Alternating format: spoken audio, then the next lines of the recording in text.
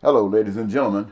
Eddie Marcus once again, spokesman and advocate of basic human rights for all people for the past 40 years. Coming to you, alerting you that I'm seeking as a write-in candidate to be the next United States Senator from the state of Minnesota, replacing Al Franken for 2018. Ladies and gentlemen, I have been holding up God as a reason for you to go to the polls and write my name in as opposed to others. Others are talking about the Democratic perspective, Republican perspective, and third party perspectives. And in the directions in which systems have been established, not just here in the various states or the United States, but systems all over the world.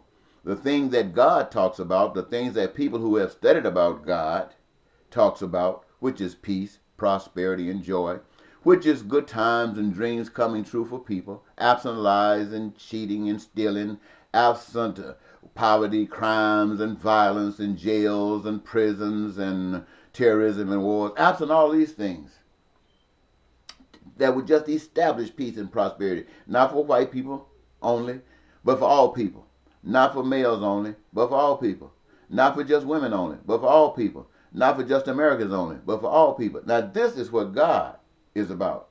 Now, all nations on the earth would probably agree to that. But I'm not going to hold you to that. I know in America, that's what they've taught. It doesn't matter whether you're conservative or liberal. Now, we do understand that when it comes down to conservatives, they want to talk about God coming with a sword, cutting you up, tearing you down. And they want to use that in a negative type of way, in such a way that it really tears down the pain, or should I say, build up pain and physical assault on people. On the other hand, they say that it's about delivering the captives, to set the captives free, to visit those who are sick, those who are homeless, those who are helpless, those who are blind, those who can't see. That's the liberation. So on the one hand, you're calling them liberation. On the other hand, you're calling them bondage. Now you got people in America holding bondage. They want everything themselves, and they want to restrict everything for others. Those are conservatives. You got Democrats who don't want to give everything to everybody, but they want to do a little bit better than conservatives so they can prove to you that they are better than conservatives and you should vote for them. And you know, for all of these years, America has worked on that principle. It didn't matter that there was somebody teaching about God every Sunday and all the days during the week. That didn't matter at all. Everything that the systems of the world tried to put out, or the system of America tried to do, they did. They was able to take away the woman's voice. They finally gave it back to her, but they gave her part of it. They took away black people's rights to be free, and they still are not free. They said on paper that they gave them a little liberation, but black people still are not free. And now they're finding other people to jump on. And I'm standing here thinking, if I told the American people that they didn't know anything about God, they'd get mad with me. And yet 40 years ago, when God told me to take this message forward to the people that I've been taking to them, he also told me that it would be the church that would help this program. So I walked around all of these years thinking that the church would do something. Even though to me they appeared asleep, I kept thinking they would do something. At the same time, 40 years ago, when God said that the church would be the one that helped me, he also told me that the church was on the path to hell. Now, it took me all of those years to 2016 and 17 for me to actually see it. When I actually saw people calling themselves lovers of God, they even got names designed to implicate them in their relationship with God. I saw them in every denomination, from Catholicism, Protestants, from Methodists and Baptists and Church of God in Christ and anything you name. I saw them.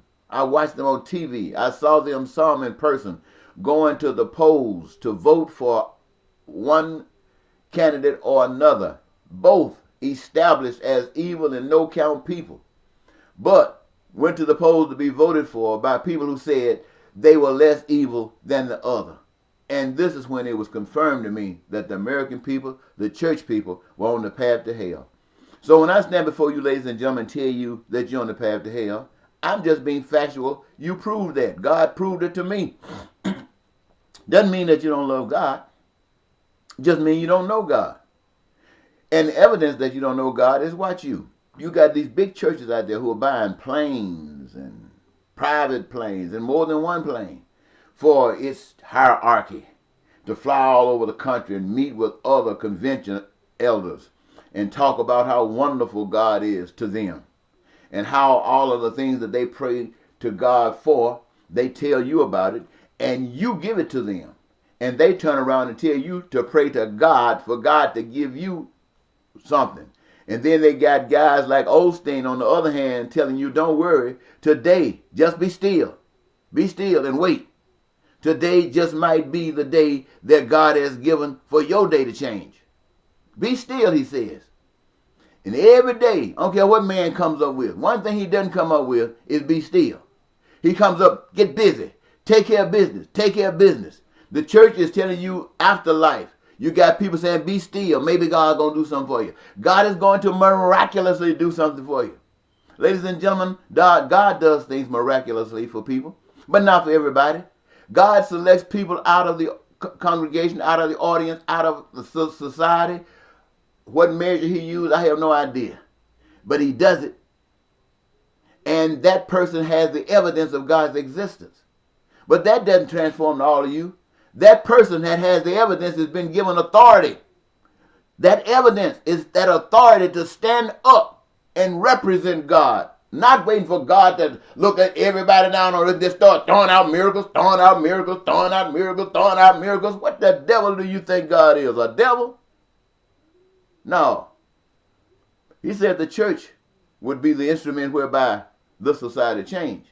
But I found out he wasn't talking about that church. He's talking about a new church.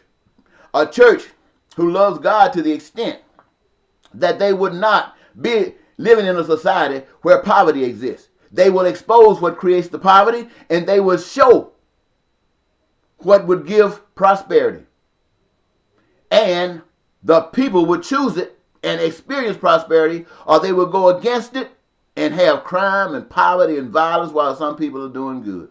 So I'm telling you, the church as it stood, they loved God, but they didn't know God. The preachers weren't telling them about God. The preachers were pimping them. And the preachers who weren't pimping them, who loved God, who told them the best that they could, did all they could. But you can't be held to that. If you held to that, then you got chains on you, bound, and you in the hell that you've been in all your life. I come to give you the message to release you from those chains, to set you free, to be an instrument of God whereby you know that all things are supposed to be good, whereby you know that you're supposed to be good. Not only are you supposed to be good, you know that you are supposed to experience the best things in life. And you know that when you are not doing it, there's some problem, and it ain't no devil. It's a man. An idea carried forward by a man. And if it's to stop, it's not going to stop by some God in the sky. It's going to stop by some God living in people who rise up and say no more. So this is what I'm asking the Minnesotans to do. To stand up today and say no more. I don't care if you're a little kid or you just a teenager getting out of high school or whether you graduated from college or been living in the world 40 or 50 years. You know the system is screwed up. You know the system is not going to work for anybody. It hasn't in the past but for a few. And it's not in the future, but even for a lesser few if we don't change it. And how you going to change it? You know the Republicans and Democrats and mankind, black and white, have failed. So why don't you try God? And why? And what God am I talking about? Because some nut going to ask me, who's God? I'm going to say the God that cares about everybody. The God that says that every human being got to eat. The God that says that every human being needs clothing and shelter. The God that says every human being needs education and access to it unlimited and unrestricted if they desire it. The God that says everybody needs health care from the womb to the tomb should have it available to them indiscriminately. And in order to make sure that these needs, desires, and wants will always be met, every human being got the right, the God-given right to have a career of their own choosing. Because those careers that they could possibly choose are connected to the puzzle that creates the heaven on earth. Golly, ladies and gentlemen, Minnesotans, you never heard this from your preacher. You never heard this from your judge. You never heard this from your school teacher. But you hear it, and your heart is telling you it is the absolute truth. So while you got a lady that's been placed in the office temporarily by the governor of Minnesota, a lady who's already in government, and you have been led to believe that she would be the one that's right for the Democrats. Or if the Republican come over with a candidate that beats her out, then the statement would be the opposite. But neither one of you can say that one of these or the other will go into that position and stand up for the rights of every individual in Minnesota, rights that could be applicable to everybody in the United States of America. And if laws were changed, it would be applicable to everybody on the face of the earth. And the only way to get there is to write in Eddie Marcus. And if you understand Eddie Marcus, if you really understand Eddie Marcus, and Eddie Marcus is taken out of the equation because of some reason, whether he's sick or get killed or anything, you will be in line, ready to go forward, because it's not that complicated. It's so simple a child understands it. 2 years old, a toddler, when he's at his worst, can understand this. Can you, at 60, 50, 40, 30, 18? We will see. Bye-bye.